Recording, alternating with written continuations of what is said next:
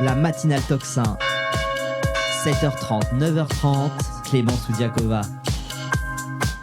Et bonjour à tous, nous sommes jeudi 22 janvier, vous le savez, Clémence est en vacances, alors ce sont les petites mains de Toxin qui prennent la relève et qui assurent des services minimum avec des entretiens exceptionnels.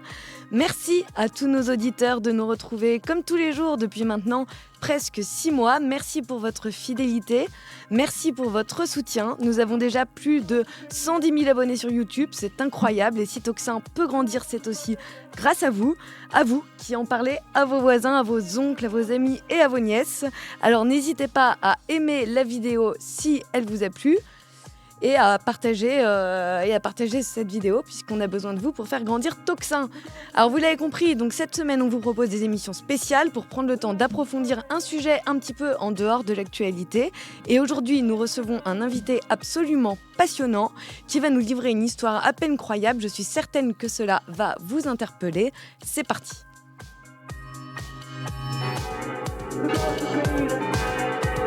La matinale Toxin, 7h30, 9h30, à la volée. Tout le monde le sent et personne n'y croit. Sublime subtilité du diable, écrivait Baudelaire dans Les Fleurs du Mal. Une formule bien connue, mais au fond, que dit-elle ? Eh bien, le diable fascine depuis des générations. Il porte son lot de mystères et de répulsions. Beaucoup le craignent, mais certains l'adorent. On le nomme à tort et à travers. Alors, qui est-il ? Existe-t-il vraiment ? N'est-ce là qu'une bondieuserie ? Faut-il le craindre ? C'est ce que notre invité va nous faire découvrir. Aujourd'hui, j'accueille un prêtre catholique, le père Jean-Christophe Thibault. Bonjour mon père. Bonjour. Alors, père Jean-Christophe Thibault, vous êtes prêtre du diocèse de Metz, aumônier dans un centre hospitalier en Moselle et prêtre de paroisse. Vous êtes aussi historien des religions, auteur de nombreux ouvrages. Vous êtes aussi connu sous le nom de Michael Dors pour votre série La Porte des Anges en roman fantastique ou des romans policiers, mais également plusieurs ouvrages sur le diable, ses interférences dans la vie des hommes et sur le discernement, notamment Libère-nous du mal aux éditions Artege, qui est sorti en 2020 et qui sera un de nos appuis pour cette interview, bien qu'elle ne s'y limite pas et que l'on va dépasser largement le cadre de ce livre. Et puis, plus dernièrement, les nouveaux visages de l'ésotérisme, toujours chez Artege. Alors, vous n'avez pas toujours été prêtre, loin de là. De votre enfance jusqu'à vos 22 ans, vous avez baigné dans l'occultisme, vous avez pratiqué la magie, vous avez été même approché par une secte de lucifériens. Père Thibault, pouvez-vous nous raconter tout cela et surtout comment tout cela vous a mené au catholicisme ?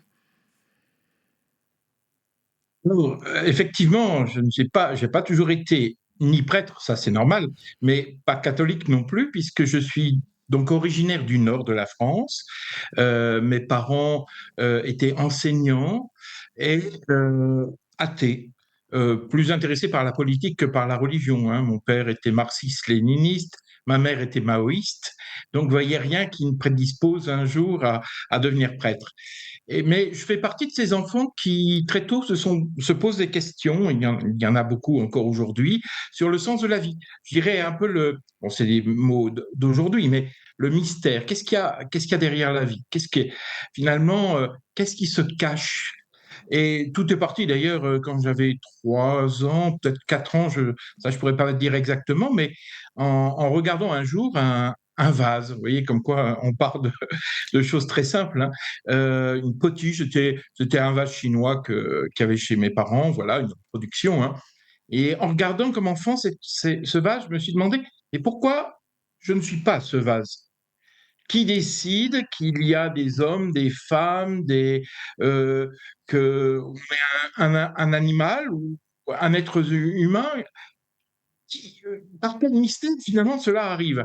Et donc je suis allé voir ma maman, puis je lui ai dit, pourquoi je suis pas une potiche? Alors évidemment, elle était incapable de me répondre et ça m'a troublé parce que quand on est enfant, on pense que les parents peuvent apporter des réponses à toutes les questions. Et là, eh bien, j'étais face finalement à une question sans réponse. Alors j'ai fait mes recherches, comme tant de gens aujourd'hui. Et évidemment, c'est pas vers la religion que je me suis tourné parce que c'est pas ce qui est le plus facile d'accès finalement quand on n'est pas de famille chrétienne ou appartenant à une religion quelconque. Et donc, ça a commencé quand j'avais 8 ans, où je suis tombé sur un petit livre de radiesthésie. Alors, vous savez, c'est le pendule, hein, avec le poids, là. Et comme je lisais Tintin, et que dans Tintin, il y a le professeur Tournesol, finalement, je me suis dit, mais qu'est-ce qu'il fait ce savant avec ce pendule?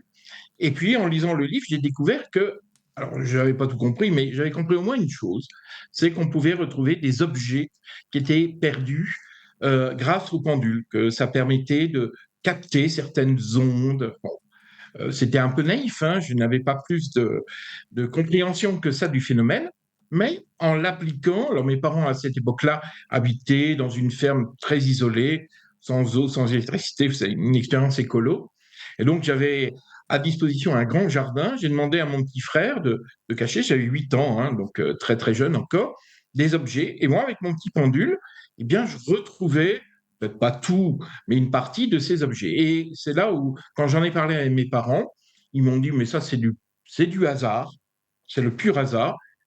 Et je trouvais quand même, j'avais beau avoir 8 ans, hein, que le hasard avait bon dos, parce que c'était très improbable.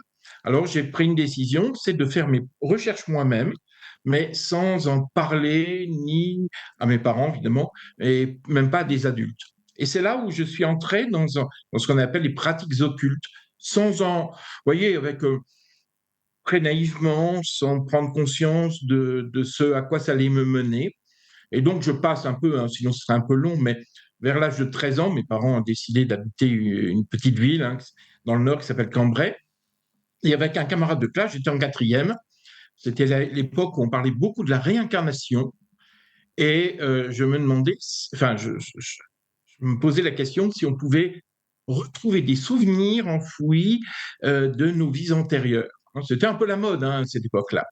Et donc, était on tombé sur un livre d'un psychothérapeute qui pratiquait, un Américain, hein, qui pratiquait l'hypnose et qui prétendait avoir permis à une de ses patientes de retrouver des vies antérieures. Et décrivant comment il fallait faire, avec mon copain de classe, on a décidé de reproduire cette expérience. Et en réalité, alors, on n'était pas capable de faire de l'hypnose vraiment, hein, mais en réalité, à vouloir chercher, à vouloir se mettre dans un état de transe, hein, finalement, parce qu'il s'agit de cela, eh bien, finalement, à un moment, mon camarade de classe, euh, finalement, ce n'était pas tellement à la recherche des souvenirs perdus, mais il a été finalement un moment pris par une, une présence, on va dire, qui s'est manifestée, qui a pris ses cordes vocales, on va dire, hein, qui a parlé à travers lui, et ça avait été tout à fait inattendu en disant, voilà, je suis un guide et j'ai un message à vous communiquer. Alors, on avait obtenu ça en reproduisant, en croyant faire de l'hypnose. En réalité, aujourd'hui, le terme, c'est qu'on a fait du spiritisme.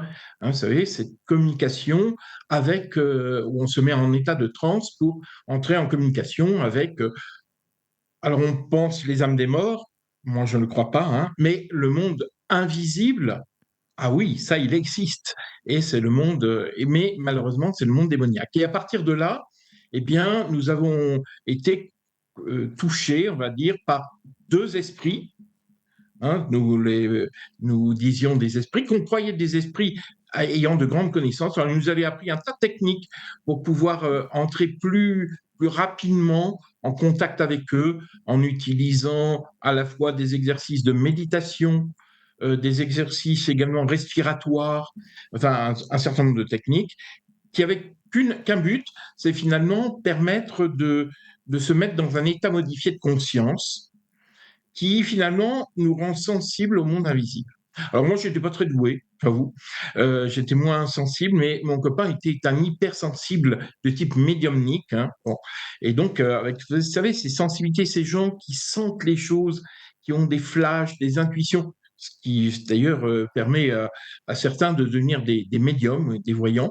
Eh bien, c'est ce qu'il avait. Et très vite, eh bien, finalement, eh bien, il était sous emprise. Alors, au départ, on avait quand même des doutes. Alors, on faisait des tests, vous voyez, on voulait tester. Alors, je me souviens, toute première fois, quand cette voix s'exprimait, on voulait savoir si c'était vrai. Alors, il faut imaginer mon ami qui était couché sur un lit, les yeux fermés, etc.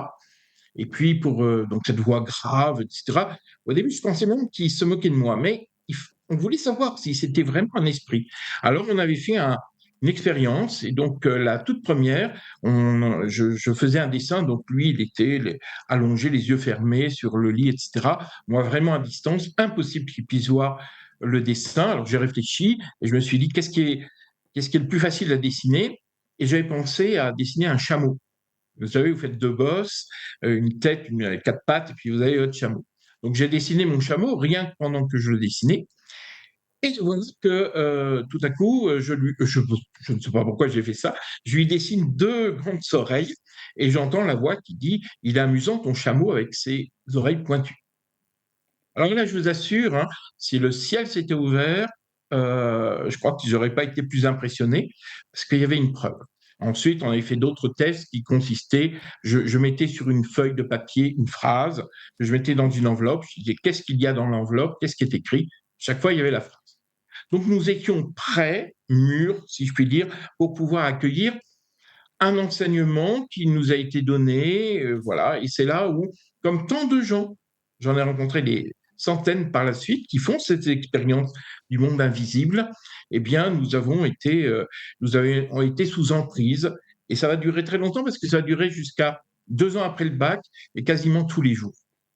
Et là, si vous voulez, il y avait deux choses principales. C'est on nous donnait à la fois un enseignement où le vrai et le faux étaient très mêlés. Et ça, c'est typique, hein. C'est-à-dire on avait une sorte de formation sur les religions, en particulier asiatiques, qui était juste, mais c'était mêlé de propos très irrationnels, mais qu'on prenait au même titre que le reste. Par exemple, pour vous dire un peu les choses, on nous disait que la Terre était creuse, qu'elle était habitée par des géants, on nous disait qu'on était d'origine extraterrestre, etc., etc. Vous voyez, et finalement, on mettait tout sur le même plan parce qu'on était tellement persuadés de communiquer avec des êtres qui ont des connaissances qui nous dépassent que finalement, voilà, on a tout un petit peu tout mêlé. Et puis Alors, la deuxième excusez-moi. chose qui est pardon. Non, j'allais vous poser Et une la question, deuxième mais chose qui est je vous laisse finir oui, d'abord. je termine et puis Oui, oui, voilà, ça va être. allez-y. Et la deuxième chose qui est assez aussi typique de ce moment-là, c'est l'expérience du monde occulte, c'est que c'est les dons. C'est la recherche, je vais essayer de puissance, etc. Donc, déplacer les choses par la pensée, enfin, vous voyez, un peu des facultés parapsychologiques, on va dire. On n'a pas obtenu grand-chose, hein, je vais vous le dire, mais on nous disait, voilà, il faut développer vos facultés spirituelles. Et pour développer les facultés spirituelles, il faut avoir un certain mépris du corps. Vous voyez, le corps était un petit peu dans cette pensée grecque, que le corps était une sorte de manteau grossier et qui empêche l'âme de pouvoir s'élever. Donc si on n'avait pas de don, c'est qu'on était trop attaché à la matière et au corps, trop matérialiste. Alors on nous disait qu'il fallait maîtriser le corps. Alors, par exemple, on nous faisait marcher toute la journée avec des punaises dans les chaussures, vous voyez, des punaises Mm. pour accrocher des choses au mur, hein. Donc, on avait les pieds en sang et tout ça, mais il fallait maîtriser la douleur pour que notre âme, notre esprit puisse s'élever. Vous voyez, la réalité, c'est qu'on était torturés, simplement. Et on n'obtenait pas grand-chose comme ça, et on l'acceptait très librement parce qu'on perdait notre liberté intérieure. On était vraiment sous emprise, on était non seulement à tout gober, mais à tout faire ce qu'on nous demandait.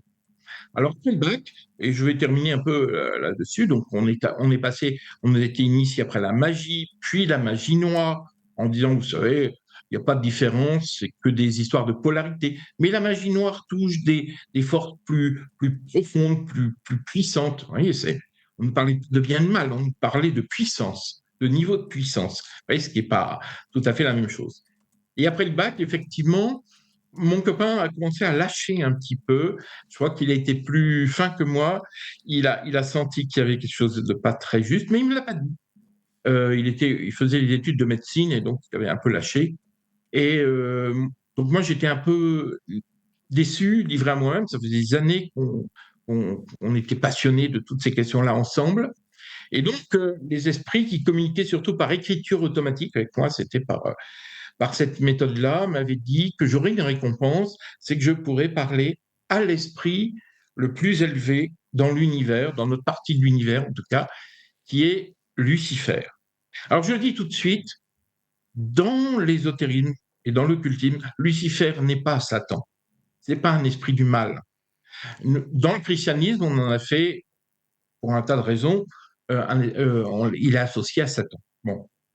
Mais si vous voulez, l'occultisme et l'ésotérisme, aujourd'hui encore, hein, bien sûr, c'est considéré comme un esprit qui a la connaissance. Lucifer, c'est porteur de la lumière, porteur de la connaissance. Et ce qui nous libère, c'est vraiment cette connaissance. C'est la connaissance des secrets, si vous voulez. Et donc, à partir de là, on m'a demandé alors j'allais beaucoup dans les librairies ésotériques pour chercher des rituels de magie noire qui pouvaient, dont le but était d'évoquer Lucifer. Et c'est comme ça qu'un jour, quelqu'un arrive derrière moi, voit le genre d'ouvrage que j'achète et qui se présente comme luciférien, en disant tout de suite que c'est pas un sataniste, hein, mais un luciférien, et il m'introduit dans son petit groupe. Alors, je ne suis pas resté très longtemps, je ne vais pas développer là maintenant, mais je faisais des sortes de rituels un peu farfelus à mon sens. Et donc, je suis parti, et c'est là où je l'ai fait par moi-même. Et là, j'ai vécu des mois extrêmement sombres, parce que je faisais des rituels dans la nuit, dans la nature, enfin, où j'avais des sortes de visions. Enfin, c'était très glauque. Et donc, et c'est là que finalement, j'ai une rencontre avec le Seigneur, parce que j'ai été poussé aussi par les esprits à essayer de faire perdre la foi, à devenir un peu un missionnaire, non pas chrétien, mais un missionnaire de l'ésotérisme et de l'occultisme. Et il fallait faire perdre, parce que c'était la grande pensée, que l'ère chrétienne disparaissant, il fallait s'ouvrir à une ère nouvelle, à travers l'astrologie. Donc on devait passer de l'ère du poisson à l'ère du Verseau, hein, ce qu'on appelle le New Age par la suite. Moi, je l'ai connu directement par ces contacts avec les esprits. Et donc, on était des précurseurs, j'allais dire, de cette nouvelle ère. Donc, il fallait déjà faire une expérience de faire perdre la foi à un chrétien pour après l'attirer dans l'occultisme. Et c'est là, comme je ne savais pas trop comment faire, je savais que je connaissais un chrétien seul, et qui ne cachait pas sa foi. Et donc, il était chef scout. Et je suis entré dans une troupe scout comme chef, hein, si vous voulez, comme responsable, mais pas du tout pour l'amour du scoutisme, mais pour m'introduire auprès de lui faire perdre la foi. Donc, j'ai fait un pari de lui démontrer que Dieu n'existait pas, pour après l'attirer. Et puis après, les autres scouts auraient, je pensais que ça allait faire une sorte de, vous voyez, de mission qui allait de ricochet, si vous voulez, ou de domino.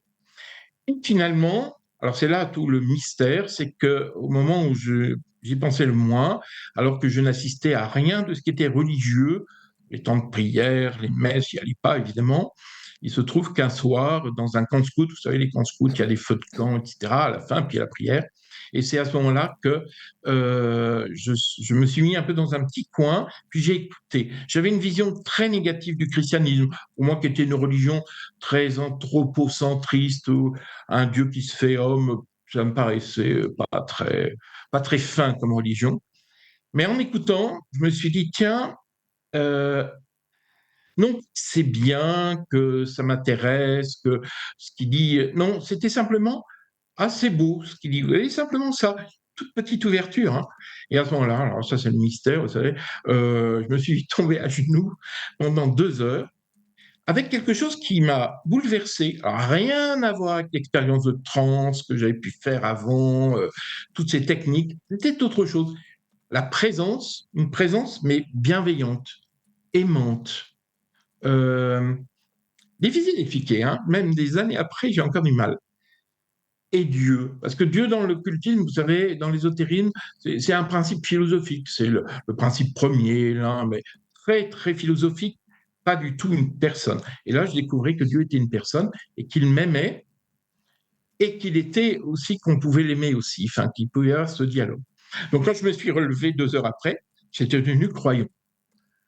précommande seulement le chemin très long où il faut vraiment se convertir, parce que vous savez, j'ai lu un évangile, j'avais encore le réflexe de chercher le message secret avec les techniques de la Kabbale, le message secret de Jésus. Oui, il faut du temps pour. Mais bon, c'est comme ça que vraiment j'ai découvert la foi. Et puis c'est à ce moment-là que je suis arrivé dans l'est de la France. Je suis en Moselle actuellement. Je vous parle de Moselle d'ailleurs. Et là où je suis, il n'y a pas. C'est une région comme en Alsace où il n'y a pas de séparation entre l'Église et l'État. Et on peut suivre des cours de théologie qui sont reconnus où on a des diplômes d'État, enfin vraiment reconnus. Et donc j'ai commencé à suivre des cours de théologie. Et pour moi, c'était une grande découverte parce que j'ai fait une expérience de Dieu, j'allais dire sensible, si vous voulez. Et là, je faisais une autre expérience de Dieu avec aussi l'intelligence, avec la raison. Et c'est cette rencontre entre les deux qui a été un éblouissement pour moi. Et puis voilà que bon, je suis prêtre depuis maintenant 32 ans. Et aussi, l'évêque avait souhaité que je me forme dans toutes ces questions d'ésotérisme, voilà, mais pour aider les personnes qui pouvaient être tentées par tout cela et pour les aider aussi à faire un cheminement. Bon. Et je ne me doutais pas que ça allait prendre tant d'importance, surtout aujourd'hui, on en parlera peut-être tout à l'heure, où il y a un gros développement de tout ce qui est ésotérisme. Et donc, finalement, ça occupe une très grande partie de mon ministère. J'imagine. Bien, au moins, on peut dire que vous ne faites pas les choses à moitié. En tout cas, c'est un témoignage qui est vraiment très touchant. Et je vais revenir sur certaines choses. D'abord, en ce qui concerne votre expérience de l'occultisme. Déjà, vous nous avez dit, quand on fait du spiritisme, on pense rentrer en communication avec la parole des morts. En réalité, ce ne sont pas à eux qu'on s'adresse. Mais alors, à qui est-ce qu'on s'adresse? C'est une bonne question parce que vous savez, le spiritisme, qui était d'ailleurs très. Le spiritisme, c'est un mot assez moderne, c'est un mot du 19e siècle, à partir d'une expérience de jeunes filles, les sœurs Fox aux États-Unis, ça a commencé comme ça au 19e siècle. C'est arrivé après en France. Ça s'est intellectualisé avec un certain Allan Kardec, qui d'ailleurs au départ ne croyait pas du tout à la présence du monde invisible. Simplement en voulant démontrer que les tables tournantes, vous savez, c'est la mode des tables tournantes, il y avait des trucs et ficelles pour faire tourner les tables. Il s'est rendu compte, dit-il, bon, c'est son témoignage à lui, qu'en réalité, ce n'était pas un truc et qu'on communiquait avec. Alors, c'est là où il y a toute une ambiguïté. Les âmes des morts, nos défunts, ou des esprits, ou les deux. Et donc, les gens qui pratiquent du spiritisme aujourd'hui, alors ça peut prendre plein de formes différentes.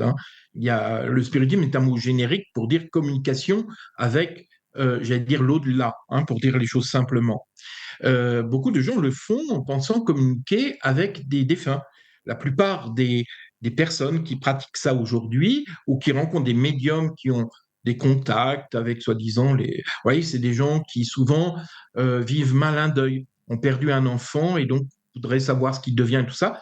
Et donc, ils vont voir des gens, des médiums qui pratiquent le spiritisme. Ou alors d'autres personnes qui pensent communiquer avec les âmes des morts. Alors ça, il y a une certitude, avec toute l'expérience que j'ai pu vivre, mais aussi avec plus de 30 ans maintenant de contact avec des gens qui touchent ça, c'est qu'on ne touche pas les âmes des morts. Alors que touche-t-on? Alors on touche, alors là, je vous parle à partir de la foi chrétienne. Après, on peut changer les termes si vous voulez, mais finalement, c'est une expérience assez proche. C'est qu'il y a le monde visible, le monde des hommes, celui que nous connaissons, où l'homme est à la fois un corps et un esprit, avec une âme qui l'anime, mais il y a aussi un monde invisible. Donc, dans la foi chrétienne, dans le credo, on dit qu'on croit que Dieu a créé le monde visible et le monde invisible, la terre et le ciel, on va dire, mais c'est pas aussi simple que ça. On va dire le monde visible et le monde invisible. Et le monde invisible, quel est-il? C'est le monde des anges, et c'est le monde finalement des esprits, mais qui n'ont pas de corps, mais qui sont une réalité qui d'ailleurs précède le monde des hommes. Les premiers créés sont d'abord des anges, et ensuite il y a la création du monde, enfin, de la terre, etc. Et dans ce monde visible, des hommes qui ont cette caractéristique d'être comme les anges, d'avoir une personnalité, des possibilités de choix, etc. Simplement, nous avons un corps. Voilà. Alors que ces êtres n'ont pas de corps. Alors, le spiritisme. Alors, ces anges, d'abord, deux mots sur les anges. Pourquoi Dieu crée-t-il des anges et que font-ils? Parce que finalement, la meilleure définition, c'est ce que dit saint Augustin. Il dit ce sont des esprits, des purs esprits, si vous voulez, et anges, c'est ce qu'ils font. C'est-à-dire, ange, en grec, ça veut dire ce sont des messagers. Donc, leur fonction, eh bien, c'est de prier Dieu, d'être tourné vers Dieu. Pour certains de nous, d'être des anges gardiens, ce qu'on appelle des anges gardiens, proches de nous. Mais finalement, c'est des témoins de la foi qui sont dans l'adoration permanente de Dieu et dans la louange. Et telle est leur mission. Et qui peuvent également avoir une présence spirituelle, discrète, parce que l'amour est toujours discret et fin. Hein, il y a quelque chose. Bon, et ça, c'est les anges. Les anges sont des êtres qui ont j'allais dire, une personnalité, qui sont doués également, qui peuvent faire des choix, comme nous, qui sont libres, des êtres libres. Certains anges, finalement, ont fait le choix de rejeter Dieu, de se retourner contre Dieu. Et c'est ce qu'on appelle des anges déchus. Hein, et donc, ou qu'on appelle aussi démons, même si le mot démon est un mot qui est finalement un peu ambigu, parce que ça reprend, vous savez, d'une pensée grecque où il y a des bons, des daimons, hein, il y en a des bons et des mauvais. Bon, si on veut être vraiment précis, il faut parler d'anges déchus, ou ce que Jésus appelle, dans l'Évangile, on les appelle des esprits impurs, etc. Et c'est ceux-là qui, finalement, eux, sont loin d'être discrets et essayent de finalement profiter de n'importe quelle brèche, dont par exemple le spiritisme, pour entrer en contact avec les hommes, mais avec un but très précis, c'est finalement prendre de l'importance d'abord, enfin prendre la place, et un peu ce que nous, enfin ce que j'ai pu vivre moi dans mon expérience et que tant d'autres vivent, c'est-à-dire que tout à coup, ils deviennent de véritables dictateurs, c'est-à-dire qu'ils prennent la place de Dieu, sauf que c'est pas avec amour, et donc ils nous disent ce qu'il faut penser, ce qu'il faut dire, comment nous comporter, etc. Ils prennent des décisions pour nous.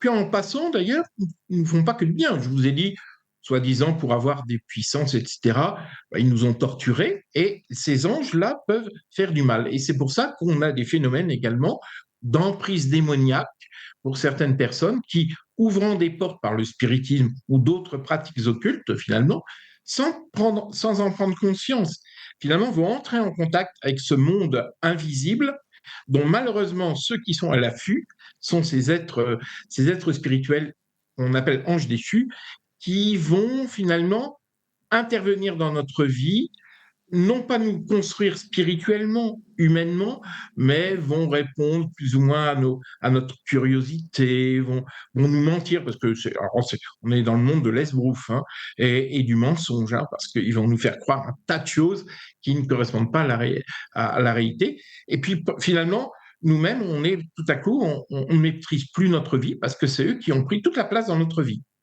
Alors ce que vous nous dites, c'est que finalement, certaines pratiques occultes qui, à la base, peuvent sembler plutôt ma foi, anodines à certaines personnes qui vont, même parfois pour s'amuser, hein, on le voit, il y a une grande démocratisation du spiritisme parfois. Alors, au sens où ça va devenir un jeu, hein. On a des jeux qui se vendent en grande surface, où on peut acheter des tables pour communiquer avec les Table de esprits. billard, oui. Exactement. On a ce genre de choses. Et ce genre de pratique qui, comme ça, de nos jours, est présenté comme quelque chose de totalement anodin et banal, peut finalement être une porte qui va nous fragiliser et donner au diable la puissance de venir nous perturber.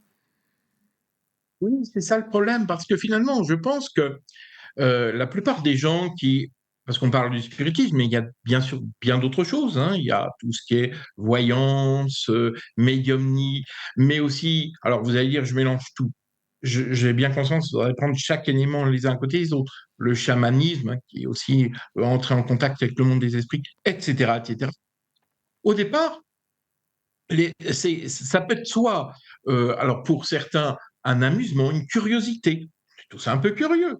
on voudrait savoir. Puis en plus, on peut faire l'expérience par soi-même. Vous voyez, parce que finalement, ce qui freine par rapport à la religion, c'est qu'on a l'impression qu'on reçoit une vérité qui tombe d'en haut. Il faut adhérer, mais sans en faire l'expérience. Ce qui est faux. Parce qu'en réalité, on peut faire l'expérience de Dieu, sauf qu'elle n'est pas elle n'a pas le côté spectaculaire, j'allais dire, que peut avoir finalement les expériences occultes. Et donc, on va soit par curiosité, ou parfois même par une forme de recherche spirituelle. Enfin, moi, dans mon histoire, je crois que c'est parce que je cherchais un sens, je voulais comprendre. On ne me parlait pas de Dieu, je cherchais mes réponses par moi-même. Donc, oui, il y a pas quelque chose de pervers ou de malsain parce qu'on serait, je sais pas quoi, attiré par des choses glauques. C'est pas du tout ça, je pense. La plupart des gens que je rencontre, c'est veulent faire finalement veulent faire une expérience spirituelle. Sauf qu'une expérience spirituelle ne mène pas toujours, j'allais dire, sur quelque chose, enfin sur Dieu par exemple, ou sur les anges, parce que c'est on ne rencontre pas Dieu en faisant des expériences, si vous voulez. C'est pas une technique qui permet de rencontrer Dieu. Ce n'est pas non plus pour aller l'interviewer, comme vous êtes en train de me poser des questions. Hein, c'est pas le dialogue avec Dieu, c'est d'abord un dialogue d'amour. C'est un cœur à cœur. Dieu ne cherche pas simplement à répondre à des questions et à nous dire voilà, c'est comme ci, c'est comme ça. C'est pas ce qu'il cherche. Ce qu'il cherche, ce que Dieu cherche, c'est à entrer en communion d'amour avec nous, en cœur à cœur. C'est d'abord on est dans l'amour, si vous voulez. Et c'est un peu comme des amoureux. Ils n'ont pas besoin de passer des heures à se parler. Parfois, ils sont dans le silence, ils se regardent, ils s'aiment. Vous voyez qu'il n'y a pas besoin d'entrer. On ne s'aime pas parce on a fait une liste de choses, de critères ou de points sur lesquels on discute. C'est mystérieux l'amour, ça se développe. Vous voyez, c'est quelque chose qui est bien au-delà de ce qui est d'une connaissance. Or justement, on est vous voyez, dans un autre rapport où finalement, dans les pratiques occultes, qu'est-ce que c'est? Ce sont des techniques que l'on va employer finalement pour obtenir un résultat immédiat et matériel. Il n'y a pas de recherche d'un progrès spirituel. Souvent, c'est qu'on se dit, tiens, il existe un monde invisible, il existe un monde voilà, un transcendant, enfin, et est-ce que je peux l'utiliser, est-ce que je peux le manipuler pour obtenir quelque chose qui puisse me servir? Et c'est le cas de la magie, par exemple. Qu'est-ce que c'est que la magie? C'est finalement utiliser des moyens surnaturels, hein, mais pour avoir des réponses pour notre vie présente, pour notre vie matérielle. Donc c'est une manipulation du sacré à ses fins personnelles. Mais il n'y a aucune recherche ni d'amour, d'ailleurs pas de pardon, il n'y a pas de s'il te plaît, il n'y a pas de merci. On fait un rite de magie, j'applique le rite de magie pour obtenir un résultat très différent de la prière. On se tourne vers Dieu, ou d'abord on l'aime. S'il répond à une demande qu'on peut faire, tant mieux, mais il est libre, dans une liberté, et on ne va pas dire qu'on est un mauvais croyant parce qu'on a prié, je sais pas, pour un malade et qu'il n'aurait pas été guéri. Mhm. On ne va pas ni en vouloir à Dieu, ni dire vous êtes un mauvais croyant, vous avez mal dire la prière, recommencez là parce qu'il y a un mot que vous avez mal dit. Alors, vous voyez la différence entre un rituel et une prière. Bien sûr. Et alors, j'ai une autre question sur votre longue introduction. Vous avez parlé de la différence entre le satanisme et le luciférisme. Est-ce que vous pouvez rapidement revenir là-dessus? Oui, c'est un aspect qui est important, bon, qui est un peu technique, si vous voulez. En gros, aujourd'hui, euh, il y a, il y a donc des gens qui pensent trouver dans Satan ou Lucifer ou ces démons, si vous voulez, euh, des puissances qu'ils peuvent mettre à leur service ou simplement qu'ils veulent adorer. Hein. Vous savez qu'un des buts de Satan, enfin le but principal, son but prioritaire, c'est d'abord nous détourner de Dieu, mais il a un but secondaire, c'est celui d'être adoré. Il se place en rival de Dieu. Il veut qu'on lui rende un culte comme on rend un culte à Dieu. Il singe Dieu, si vous voulez. Et donc, il y a un certain nombre de personnes qui, effectivement, dans notre société, alors ça peut remonter, mais ça a vraiment commencé je vais dire, c'est surtout au XXe siècle. Par exemple, le satanisme, le mouvement satanique, est un mouvement qui date du XXe siècle en réalité. Et donc, il y a un certain nombre de gens qui ont fondé des, on va dire, des églises sataniques. Et donc, je pense par exemple à l'église de Satan de Anton LaVey, hein, fondée en 1966. C'est essentiellement aux États-Unis d'ailleurs, hein. Le temple, euh, le temple de Seth, hein, c'est Aquino qui a fondé ça, et voilà. Il y a aujourd'hui, on parle beaucoup, alors ça n'existe, là je vais vous le dire en anglais parce que ça n'existe pas en France, c'est le Satanic Temple qui se développe pas mal aux États-Unis. Donc vous voyez, ce sont des associations de gens qui se disent satanistes. Alors ils ont une caractéristique, ces satanistes, la plupart du temps, c'est qu'ils ne croient pas à Satan. Et ils ne croient pas à Dieu. Souvent, Satan sert un petit peu de, j'allais dire, c'est un peu le symbole de l'homme sans Dieu ni maître, l'homme puissant, l'homme naturel. Vous voyez, donc c'est souvent ça. Il y a donc dans ces groupes effectivement, c'est dans les temples, dans toutes ces associations. Je parle bien des associations, les satanistes. Ils sont dans ces groupes sataniques. Souvent, sont des gens qui sont profondément athées en réalité et qui considèrent que l'homme doit être affranchi de tout ce qui est religion, mais aussi politique, etc. C'est l'homme libre. C'est un peu nietzschéen, si vous voulez, comme vision, hein. C'est l'homme qui est libéré. Alors, il y a aussi d'autres groupes qu'on appelle lucifériens, qui, eux, ne développent pas le côté, vous voyez, du mal pour le mal, mais Lucifer, qui est celui qui a la connaissance et la puissance. Alors, eux croient à un monde invisible. Eux croient qu'il y a l'existence d'un Dieu, simplement Dieu, ils le mettent souvent comme je vous l'ai dit tout à l'heure, comme un principe philosophique. C'est très inspiré du néoplatonisme. Alors, je ne vais pas entrer dans les détails, mais qui remonte très loin, où finalement, tout part d'un principe premier, puis c'est divisé. Enfin, je ne vais pas entrer dans les détails, peu importe. Et là, alors eux les lucifériens sont des groupes qui sont plus spirituels, si vous voulez, prendre ce terme-là, où on fait des pratiques, mais pas forcément dans le but de faire du mal pour le mal. Alors il peut y en avoir, mais ça, ce sont des satanistes, mais qui ne font pas partie de ces groupes organisés. Parce qu'à côté du satanisme, organisé, on va dire, associatif, hein, des associations, qui sont reconnues aux États-Unis comme des religions, par exemple, hein, au même titre que les autres religions, ce qui n'est pas le cas en France. Il y a surtout le développement de tout ce qu'on appelle le satanisme sauvage. Et celui-là, il est dangereux. C'est-à-dire que c'est souvent autour d'une ou deux personnes, un petit groupe très informel, et qui vont...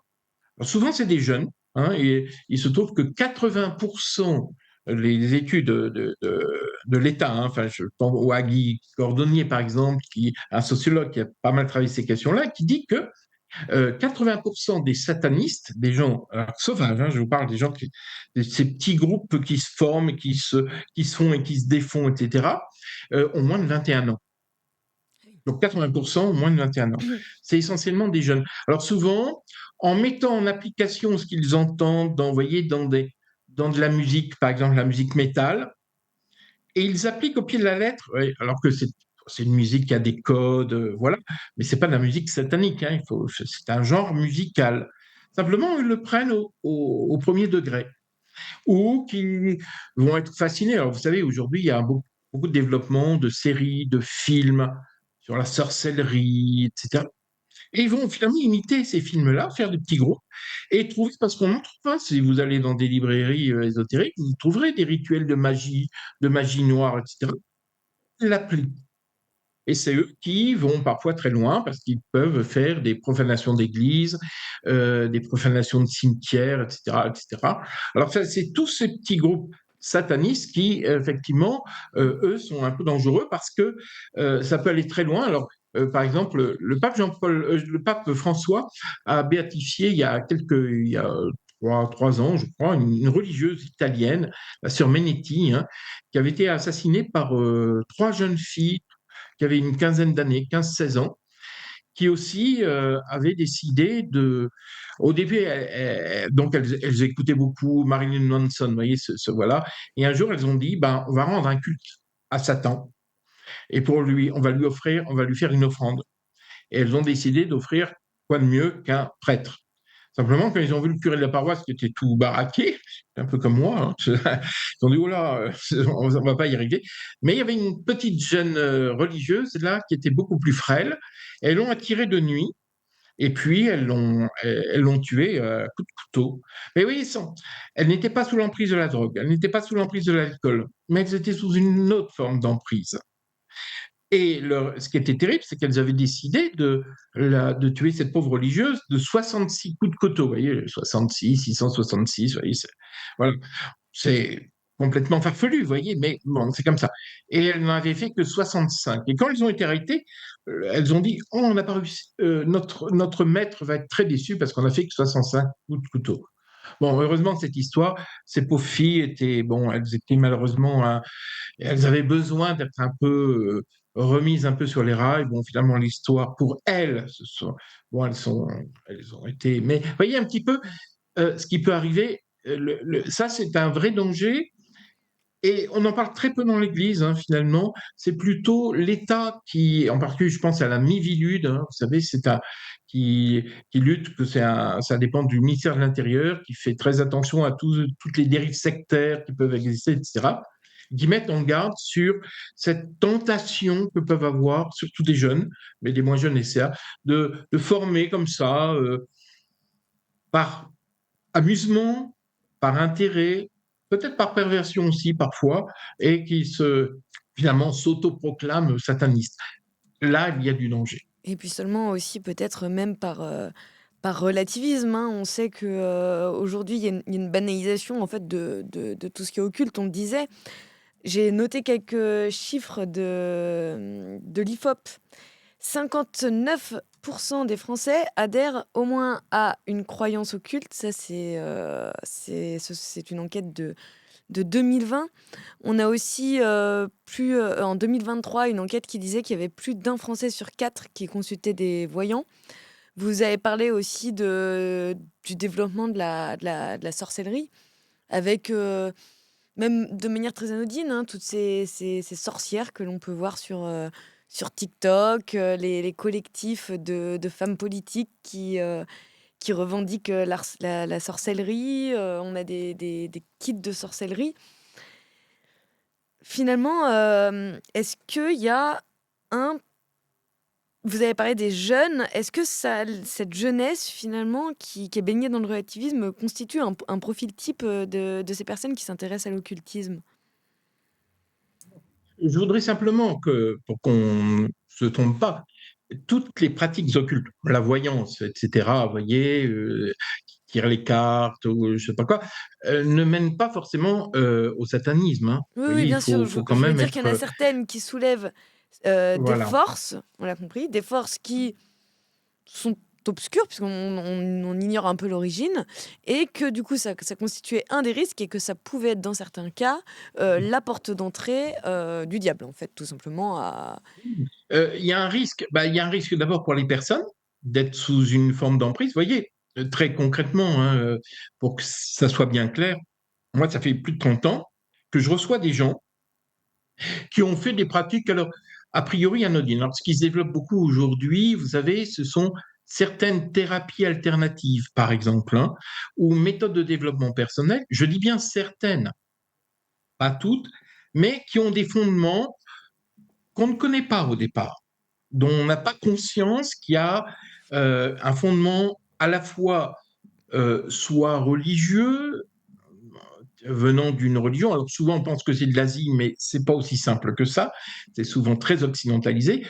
Des principes ésotériques, occultes, bien connus, des principes magiques, etc., mais qu'on ne connaît pas au départ. On n'en a pas conscience. C'est bien caché.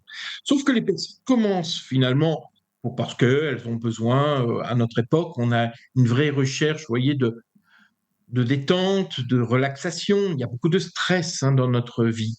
Et donc souvent, on recherche des méthodes pour se déstresser, voilà, pour être bien. Et donc, il y a beaucoup de propositions aujourd'hui, mais aussi des thérapies énergétiques pour nous mettre des soi-disant énergies en équilibre, etc. Et le problème, c'est que derrière tout ça, des personnes vont le faire, pour aller plus loin, parce que vous savez, c'est des engrenages, hein. Au départ, c'est juste voilà, quelques petites méthodes pour se sentir bien. Et puis finalement, on est initié de plus en plus, on va de plus en plus loin. Et c'est à ce moment-là qu'au bout de quelques mois, années, parfois plus, eh bien finalement, ces personnes se disent, il y a quelque chose qui ne va plus dans ma vie. Je sens que je ne suis plus moi-même. Alors, ça passe par des choses très, très étranges qui se passent autour d'eux. Mais ça peut être également des problèmes qu'ils ont finalement des tensions. Enfin, ils se sentent plus libres, ils sentent enfin, qu'ils sont comme sous emprise, hein, si vous voulez, voilà, en eux, enfin, des oppressions, hein, vous voyez, des oppressions, etc. Et donc, c'est à ce moment-là qu'ils se disent qu'ils vont essayer de discerner en disant, alors souvent on commence par voir le médecin, on voit le psychologue, etc. Et souvent ils sont un peu dépassés parce qu'ils disent, oui, mais là, c'est des choses qu'on ne comprend pas bien. Et c'est à ce moment-là que souvent, par exemple, ils se tournent vers un prêtre ou vers l'église en se disant, j'ai touché à telle et telle pratique, je suis allé voir tel rebouteux ou je suis allé voir tel médium, etc.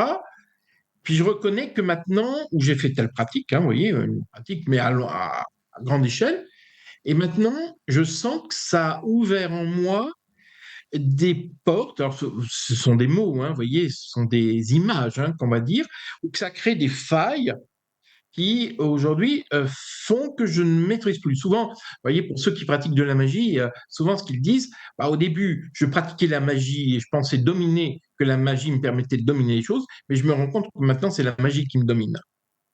Et donc c'est là où ils font, où finalement ils demandent d'abord un discernement. Enfin, est-ce que j'ai vraiment un problème? Et souvent on est, vous voyez, à cheval entre le spirituel et le psychologique, et où, eh bien, ils demandent aussi ce qu'on appelle la prière de délivrance, ou quand c'est beaucoup plus grave, ils demandent l'exorcisme. Et il ne faut pas imaginer que ça soit quelque chose de rare. Les demandes de prière de délivrance ou même d'exorcisme sont énormes, explosent. Tous les diocèses où il y a des exorcismes vous le diront, ça n'arrête pas. Les demandes sont incessantes. Oui, alors j'allais revenir là-dessus. Effectivement, vous exercez, vous, le ministère de délivrance, un ministère de délivrance qui consiste à... Vous allez nous expliquer, mais en réalité, on connaît, surtout avec l'avènement des films d'horreur, les phénomènes de possession. En réalité, ça, c'est le dernier stade, le stade ultime un petit peu de la contamination du diable sur l'homme. Mais avant ça, il existe de manière moins spectaculaire, mais beaucoup plus fréquente, beaucoup d'autres stades. Est-ce que vous pouvez nous expliquer rapidement, puisque j'ai encore plein de questions à vous poser, cela pour nos auditeurs? Je vais essayer de répondre brièvement. La première chose, c'est que là, c'est par rapport à ce que vous avez dit. Alors moi, je ne suis pas exorciste. Un exorciste, c'est d'abord l'évêque, parce que Jésus donne le pouvoir de chasser les démons à ses apôtres.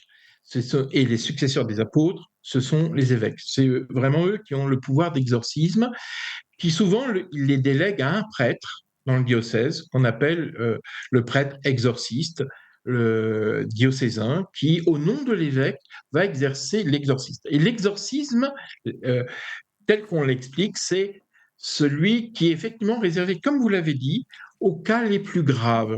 Je vais détailler après les autres cas pour aller.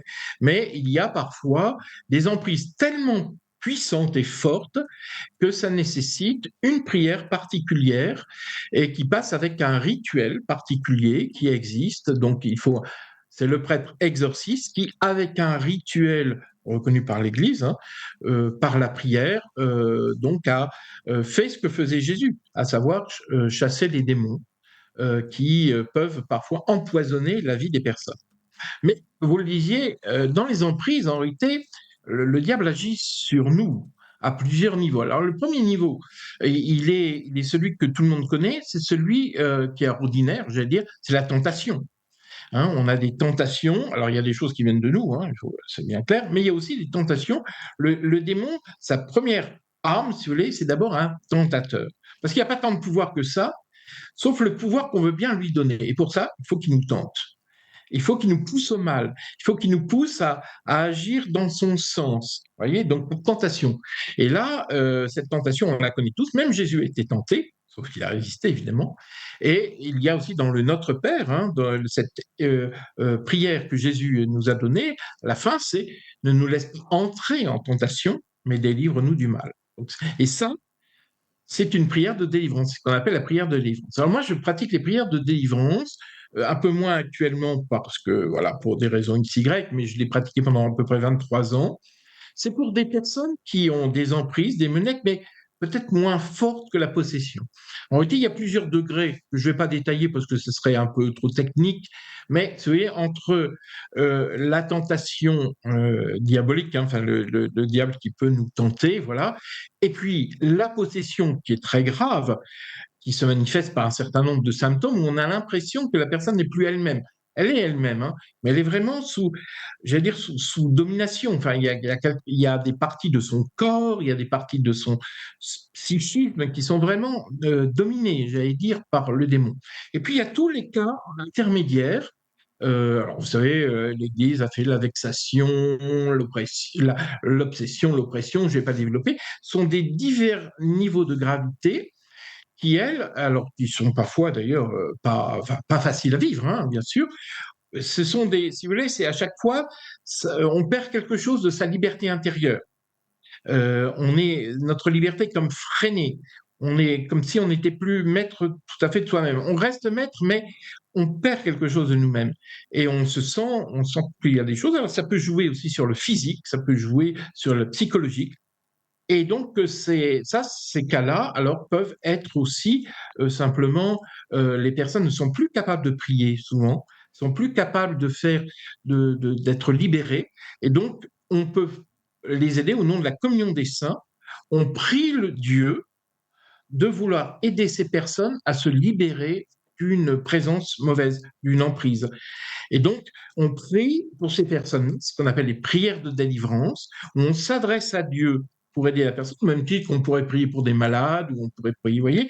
Là, on prie pour des gens qui sont dans un combat spirituel, jusqu'à ce que la personne soit suffisamment forte, reprenne suffisamment, reconquiert le terrain perdu pour qu'elle dise « Je renonce, je ne veux plus de cette présence, je suis moi-même » et dehors tout ce qui n'est pas finalement tout ce qui entrave ma propre liberté. C'est ça les prières de délivrance. Et alors, justement, vous dites que ces attaques de démons sur les personnes sont de plus en plus fréquentes. C'est pas étonnant finalement quand on voit une société qui semble comme ça, avec ce qu'on en a dit, de plus en plus, disons, condescendante envers le diable. Parce que je voudrais pas dire qu'elle est gagnée au diable, mais en tout cas, qui le banalise. Et ou alors qui banalise certaines portes d'entrée vers le diable. Par exemple, vous nous parlez, je trouve que dans votre livre, il y a un exemple qui, je trouve, illustre très bien ça. C'est un exemple d'infestation dans une famille qui va se retrouver en fait infectée à cause d'un attrape-rêve. Oui.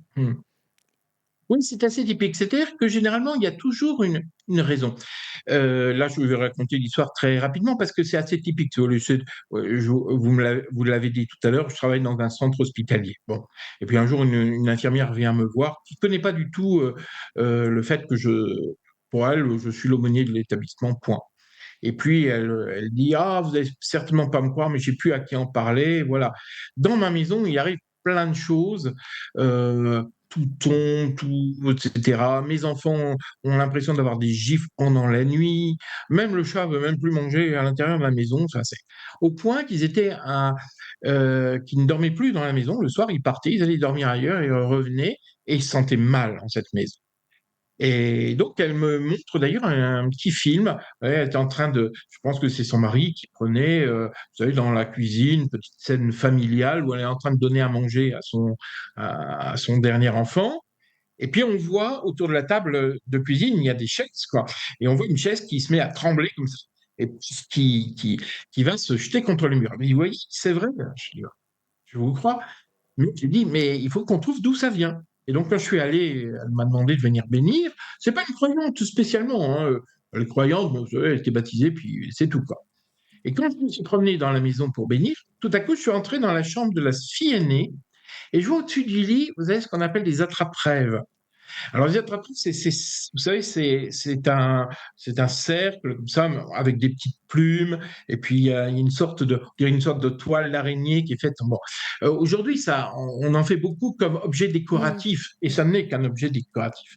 Mais là, je me rends compte que il est fait selon les règles de l'art, parce qu'à l'origine, c'est un objet magique qui vient des tribus Hopi, les Amérindiens, vous voyez, voilà, qui s'en servaient pour capturer, parce qu'ils pensaient que dans les rêves, il y avait un cauchemar, c'était des démons qui venaient les attaquer, donc on attrape les démons. C'est un attrape-démon, si vous voulez, qui est fait pour ça, dans cette intention-là. Donc, les intentions, dans la magie, je ne vais pas développer maintenant, mais l'intention est très importante pour que ça se réalise. Et donc là, je dis, mais c'est quoi ça, cet objet? Je dis, ah oui, il y a une dame, ma fille fait beaucoup de cauchemars, alors elle fait ça, elle construit ces attrape mauvais rêves qu'elle me dit.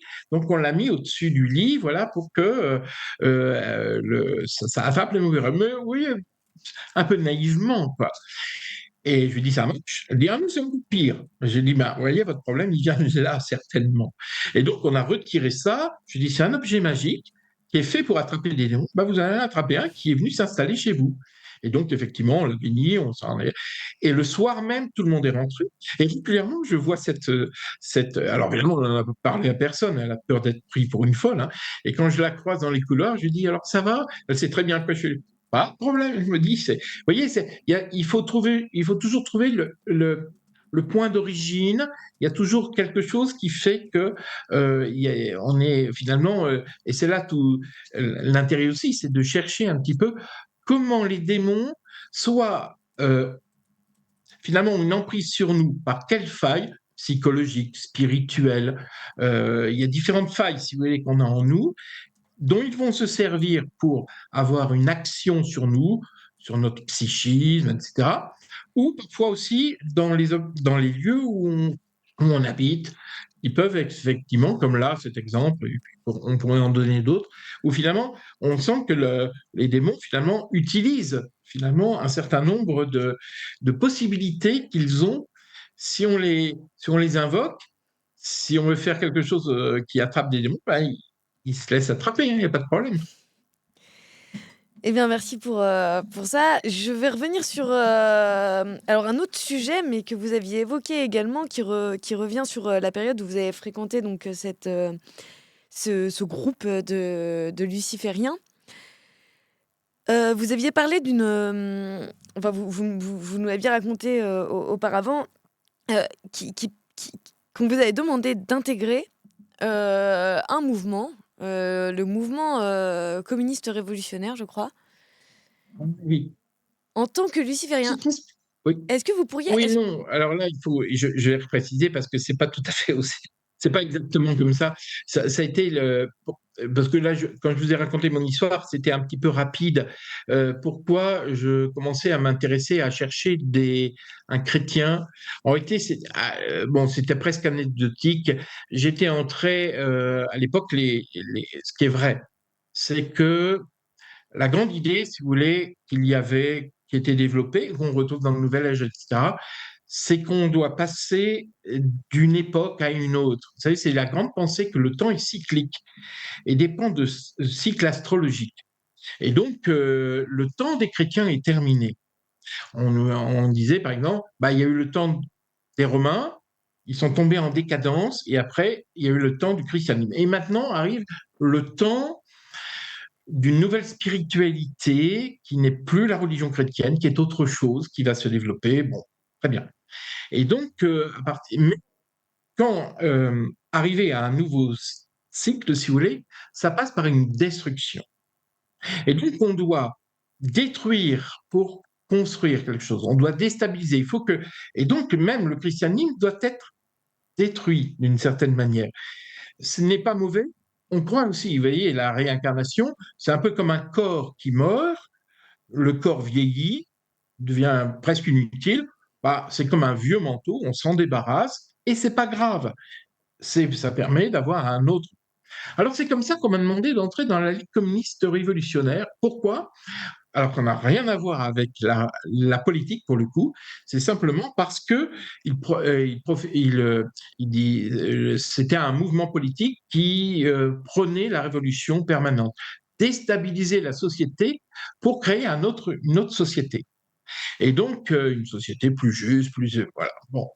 Et donc finalement, ça consonnait d'une certaine manière avec cette pensée qu'il fallait changer d'air, il fallait passer par la destruction pour arriver à la construction. Et c'est comme ça que je suis entré dans ce groupe. Et dans ce groupe, c'est là où on m'a dit, on me trouvait parce que je trouvais qu'on n'allait pas assez loin, et donc il m'avait dit, ben, comme on parlait pas de religion, mais il sentait que j'avais une fibre pour eux religieuse. En réalité, c'était l'ésotérisme.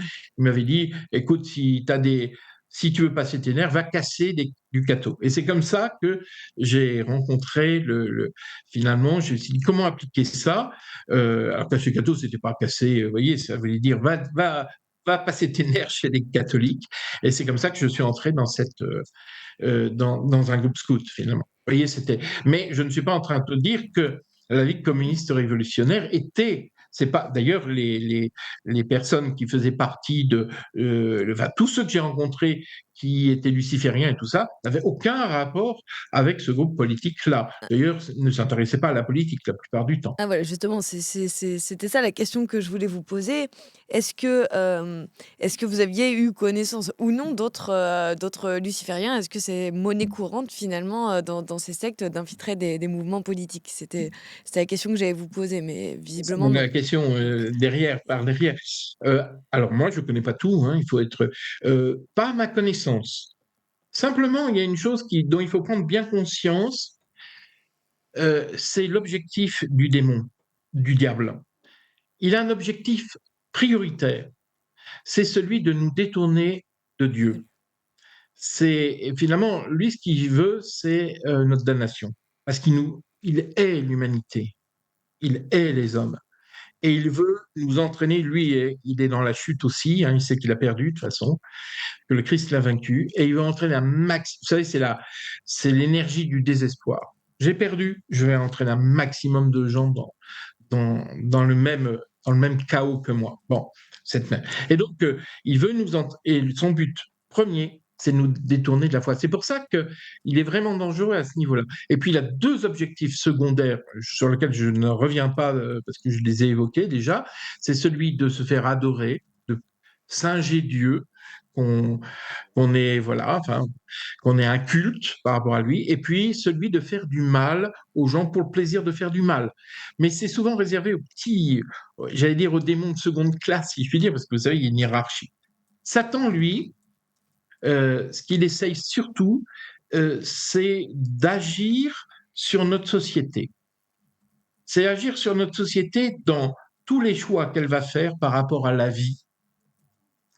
Parce Dieu donnant la vie, il est absolument, la vie, il est la vie. La famille, parce qu'il faut pas, voilà, la famille, c'est ce qui donne aussi la vie. Hein, on reçoit la vie par une famille. Et puis tout ce qui va être aussi de l'amour finalement. Et donc là où Satan est le plus redoutable, c'est l'influence qu'il peut avoir, par exemple, au niveau de la politique, au niveau des choix, voyez, éthiques. Là, on est dans un monde où il y a des choix très, très importants par rapport à la fin de vie ou au contraire au début de la vie, hein, par rapport à des choix qui sont essentiels et liés finalement à des choses très importantes que sont la vie, l'amour, la famille, etc. Et là, il agit. Alors, il agit comment? Je vous ai dit, c'est d'abord un tentateur, mais il a une deuxième caractéristique, c'est un influenceur. Et c'est le plus grand influenceur de tous les temps. Et il influence. Et en particulier, il influence comment? En séduisant. C'est un séducteur. Mais en séduisant, en retournant les valeurs. Et en faisant que les valeurs de bien, d'amour et tout ça, les valeurs de mal soient vues comme des valeurs bonnes. Par exemple, engage en vous disant ça. Ça a peut-être choqué certains de vos auditeurs, mais je le dis, voilà. Vous voyez, par exemple, euh, là, il va y avoir des lois sur la fin de vie, hein, sur l'euthanasie. L'euthanasie, soyons clairs, c'est donner la mort, hein. C'est directement. Euh, on pourrait très bien développer les soins palliatifs. Moi, je suis là, je vois les soins palliatifs, c'est merveilleux parce qu'on accompagne vraiment les personnes, mais on les abat pas, hein, on ne redonne pas ce qui est létal et qui va mettre fin à une vie. Mais là, on fait passer tout doucement finalement le fait de donner la mort, alors que le médecin est là pour préserver la vie. Il a fait le serment d'Hippocrate, hein. Eh bien, finalement, on le fait passer comme quelque chose de bien. Par exemple, on va dire mourir dans la dignité.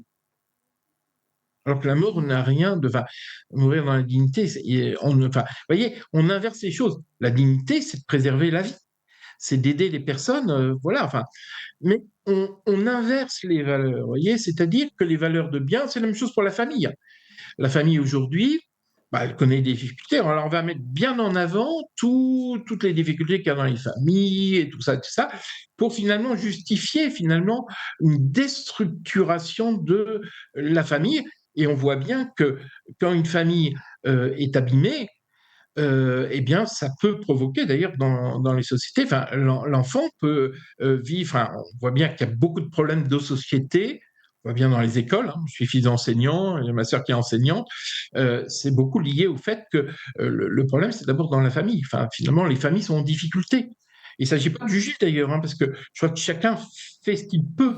Mais quand on n'a pas une politique de soutien de la famille, où on se bat pour que la famille soit des lieux, enfin, etc., mais qu'au contraire, tout est possible, voilà. Enfin, vous voyez à quoi je fais allusion, hein, quand je dis tout ça.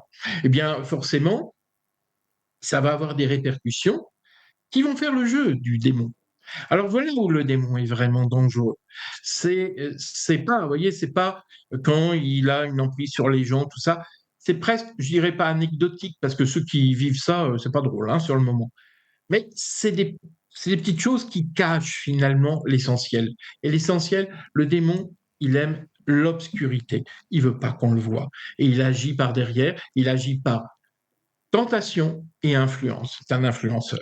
Et voilà, et c'est pour ça que vous rappelez bien également qu'il y a les petits démons, on va dire, qui vont aller s'en prendre aux personnes, qui certes peuvent leur faire aussi beaucoup de mal, notamment psychologique, mais qui Bien restent sûr. des petits démons. Et puis que vous écrivez à côté en parallèle, Satan, lui, rôde sur l'Assemblée nationale. Oui, en gros, alors c'est un peu, vous voyez, c'est l'Assemblée nationale ou simplement les personnes, je pense que les personnes qui cherchent à faire Oui, des ou lois, surtout enfin, les le décideurs font, mais vraiment en tout de bien manière honneur générale. et mais ils se rendent pas compte, ils se font avoir par un langage où finalement on fait passer des lanternes pour des vessies, enfin, les vessies pour les lanternes, de plus dans ce sens-là. Vous voyez, c'est-à-dire qu'ils ne se rendent pas compte qu'il y a quelque chose où ils sont sous une. Alors, c'est pas une influence directe, vous voyez, c'est une influence enfin, plus globale, vous voyez, où finalement la société est comme déstabilisée par finalement, on agit. Alors, c'est très subtil souvent, mais je vous dis des confusions de valeurs surtout. Les valeurs sont retournées. Moi, je connais, vous voyez, par exemple, moi, dans ma vie, j'ai fait une profanation d'église. Alors, ça n'a rien à voir. Bon, parce que j'ai été poussé à finalement, comme je vous l'ai expliqué, à ce que finalement il faut déstructurer l'Église, enfin le christianisme pour pouvoir, bon, voilà, en ayant l'impression de faire quelque chose de bien. Ça peut paraître bizarre, mais finalement parce que ordo ad chaos, donc il faut passer, pour arriver à l'ordre, il faut passer par le chaos, donc déstabilisant, voilà, au même titre d'un point de vue politique ou d'un point de vue religieux. On est, on peut être persuadé de faire du bien en faisant du mal. Et c'est après coup, je me dis, mais on peut se retrouver en prison avec des trucs comme ça. Enfin, mais je vous assure, hein, sur le moment, j'étais persuadé que je n'avais pas conscience de faire quelque chose de mal. Et alors effectivement, vous nous parlez de cette frontière c'est cette inversion des valeurs entre le vrai et le faux. Merci en tout cas pour tout ça. Juste en un mot, pour le mot de la fin. On a vu justement cette brouille entre le bien et le mal. Vous aviez aussi parlé de celle du vrai ou du faux. En quelque sorte, c'est un peu aussi le règne du relativisme. On a vu cette progression sous couvert de banalisation de tout plein de pratiques occultes qui ne sont pas mauvaises en soi, on l'a dit, mais enfin, ou en tout cas qui n'ont pas d'intention spécialement mauvaise en soi au départ, on l'a dit. Est-ce que, Non, et ce sera les personnes. notre mot de la fin. Voilà, Oui, oui, il les faut bien personnes n'ont pas distinguer la le. personne, la pratique occulte est mauvaise, elle est Elle est mauvaise mauvaise. en soi, bien sûr.